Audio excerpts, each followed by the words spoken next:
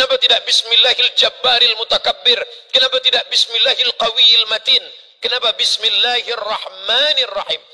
Karena yang di awal alif pertama jumpa yang ditampilkan adalah Rahman, kasih sayang. Rahman, kasih. Rahim, sayang. Bismillahirrahmanirrahim. Dengan nama Allah yang maha kasih dan sayang. Nanti puan-puan ditanya oleh anak. Tuan juga begitu. Ayah, mak, Bismillahirrahmanirrahim. Ya, dengan nama Allah yang maha kasih dan sayang. Ya. Apa beza kasih dan sayang? Kalau kasih itu kasih, kalau sayang itu sayang. Ar-Rahman, semua dapat. Yang baik dapat, yang tak baik pun dapat. Yang taat dapat, yang maksiat pun dapat. Macam orang pelihara ayam, pagi-pagi dia bagi padi beras. Semua ayam dapat. Ayam yang baik, ayam jantan, ayam betina, ayam kecil, ayam besar, semua dapat. Begitulah Allah membagi Rahman.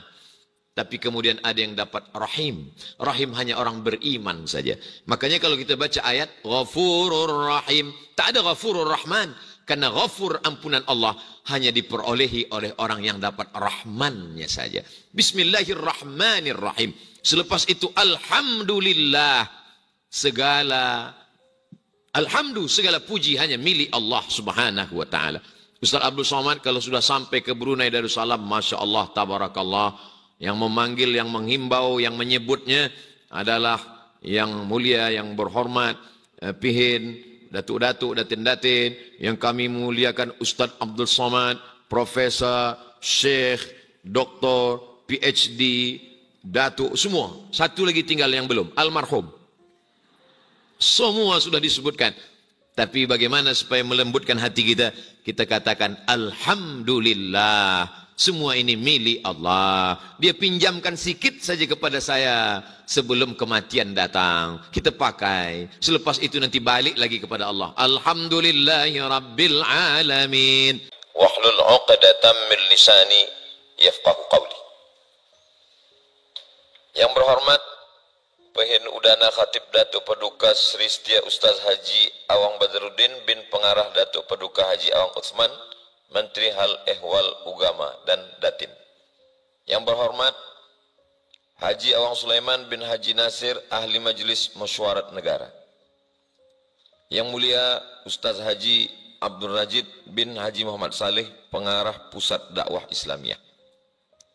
Datuk-datuk, datin-datin, hadirin hadirat, yang tak dapat saya sebutkan satu dan satu, semuanya insya-Allah kita dimuliakan Allah Subhanahu wa taala kerana iman dan Islam. Amin ya rabbal alamin. Dalam Islam ada satu istilah muallaf. Muallaf bukanlah kata yang menghinakan orang, bukan yang menjatuhkan harkat martabat orang. Muallaf adalah satu kemuliaan.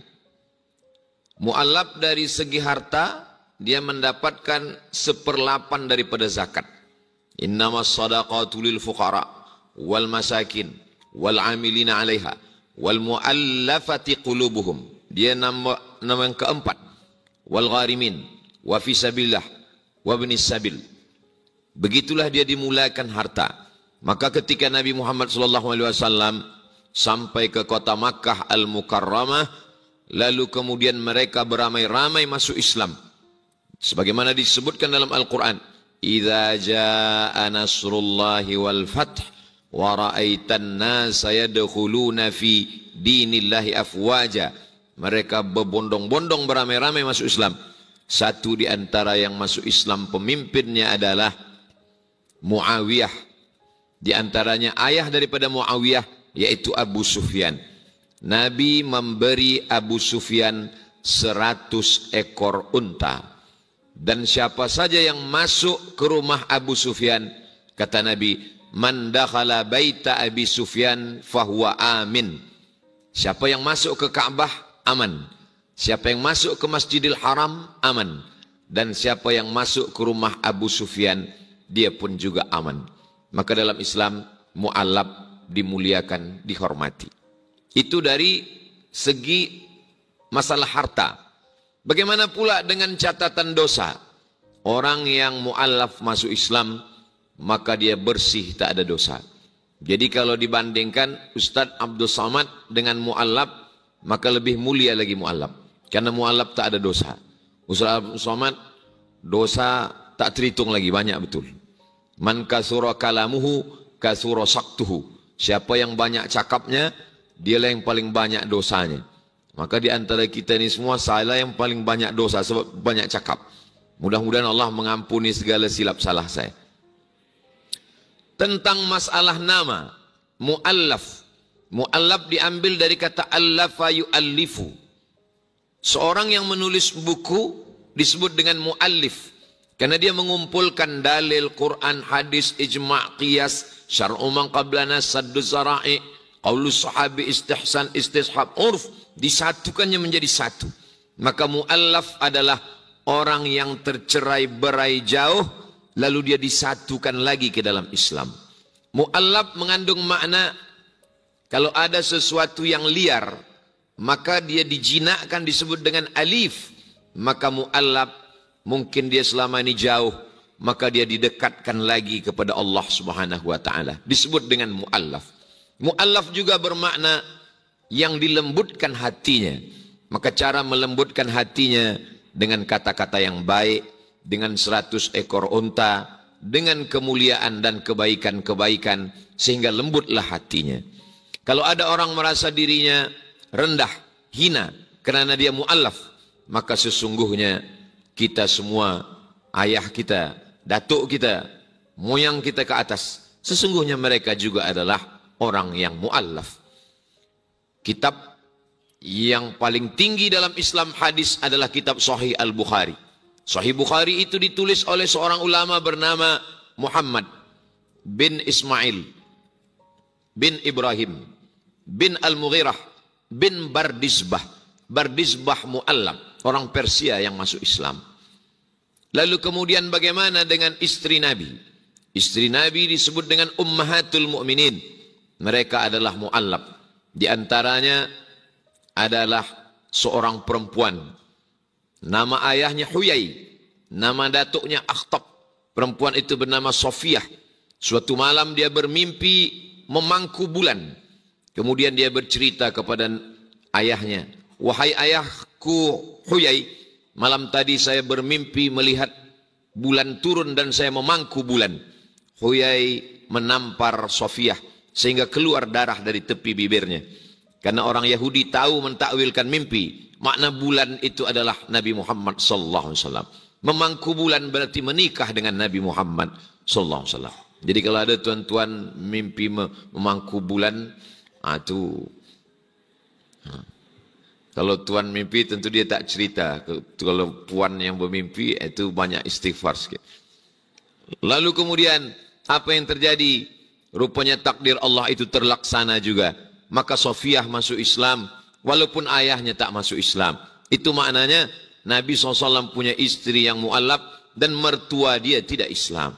Jadi kalau ada di antara tuan yang punya mertua tak Islam, maka itu juga dialami oleh Nabi Muhammad sallallahu alaihi wasallam. Lalu kemudian di antara sahabat-sahabat, mereka datang dari Persia, mereka menyembah api. Suatu ketika dia tengok api. Apakah mungkin api ini yang menciptakan saya? Sedangkan api ini boleh padam. Kalau dia boleh padam, boleh mati, bagaimana dia menghidupkan saya? Tentu yang menghidupkan itu yang tak boleh mati. Maka lepas itu dia mencari Tuhan. Selepas dari Persia dia pergi ke Dimashq. Sampai di Dimashq dia tengok ini Tuhan. Tapi lama-lama dia berpikir bagaimana dia disebut Tuhan. Dia tak mendatangkan manfaat. Dia pun tak boleh menolak mudarat. Sampai akhirnya dia dengar ada seorang nabi di Jazirah Arab. Sampai ke sana dia pun bersyahadat. Nama lelaki itu adalah Salman Al-Farisi. Salman Al-Farisi adalah seorang mu'allaf. Berasal dari Persia. Lalu kemudian ada seorang laki-laki. Dia menyembah Tuhan. Nama Tuhannya Naham. Jadi Tuhan ketika itu banyak. Ada Lata, ada Uzza, ada Manat, ada Hubal, ada Jibti, ada Taghut, ada Naham. Satu kampung, satu Tuhan. Di kampung itu nama Tuhannya Naham. Pagi-pagi dia bawa susu untuk jamuan kepada Tuhan. Wahai Tuhan, inilah susu untuk engkau. Berikanlah aku manfaat kebaikan hari ini dan jauhkanlah mudarat daripada aku. Tak lama sesudah itu dia berdoa, dia pejam mata, dia tengok, buka mata, air susu itu berkurang. Rupanya sudah diminum anjing. Air susu sudah habis, tak lama mohon maaf, tak sopan. Tak ada adab, tapi memang begitulah riwayatnya. Tak lama air susu itu habis, anjing itu pun mengangkat kakinya satu dan mengencingi Tuhan itu. Lama-lama dia berpikir, kalau mendatangkan manfaat untuk dirinya pun tak boleh, menolak mudarat pun tak boleh, air susunya diminum, dia tak boleh melawan. Dikencingi, dia pun tak boleh melawan. Apalah guna aku menyembah dia? Dia mendengar ada seorang nabi, maka dia datang dan dia bersyahadat. Laki-laki itu bernama Abu Dzar Al-Ghifari. Jadi mereka adalah orang-orang yang mu'allaf masuk Islam. Oh, saya ni masuk Islam, dah tua Ustaz. Berapa umur masuk Islam? Umur 30 tahun.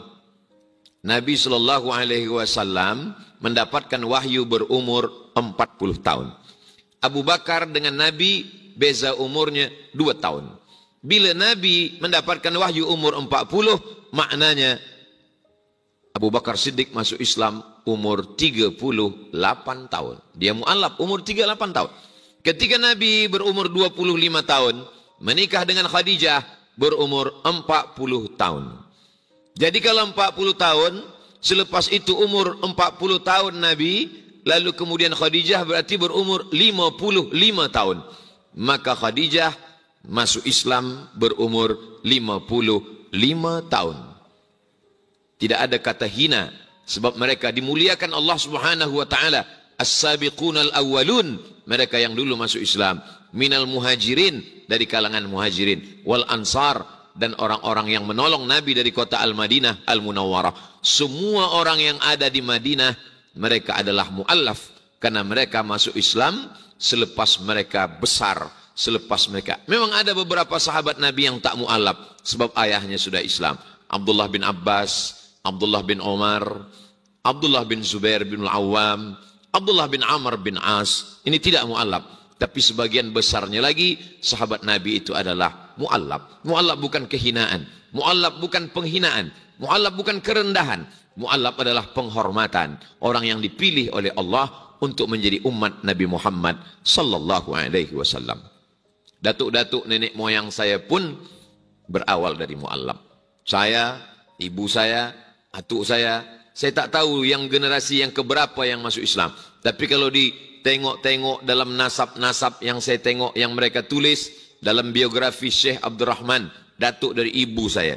Saya, anak ibu saya Hajah Rohana, anak daripada ibunya Siti Aminah. Siti Aminah tu anak daripada Syekh Abdul Rahman. Syekh Abdul Rahman tu anak Nahoda Alang. Nahoda Alang tu anak Nahoda Ismail. Keturunan dari Datuk Angku Batuah, dari Angku Mudik Tampang sampai ke kerajaan Pagaruyung Minangkabau. Lalu kemudian ketika Islam datang ke Minangkabau, orang Minangkabau terbagi dua. Yang masuk Islam, itulah yang membina kerajaan. Semuanya masuk Islam. Tapi yang tak mahu masuk Islam, mereka masuk ke dalam hutan. Masih ada lagi sampai sekarang.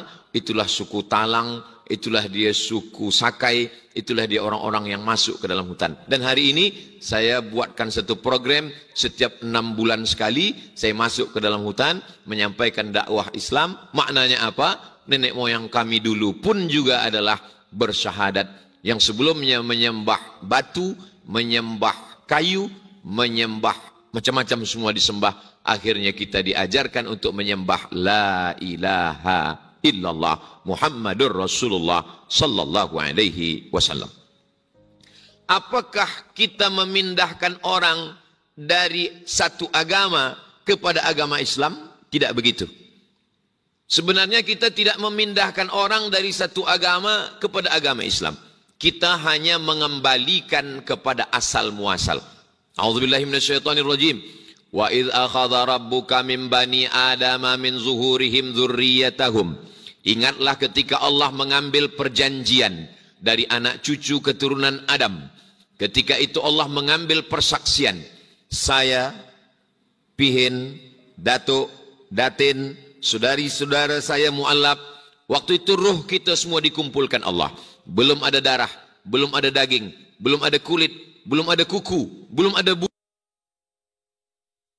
Semua ruh ditanya Allah Ta'ala.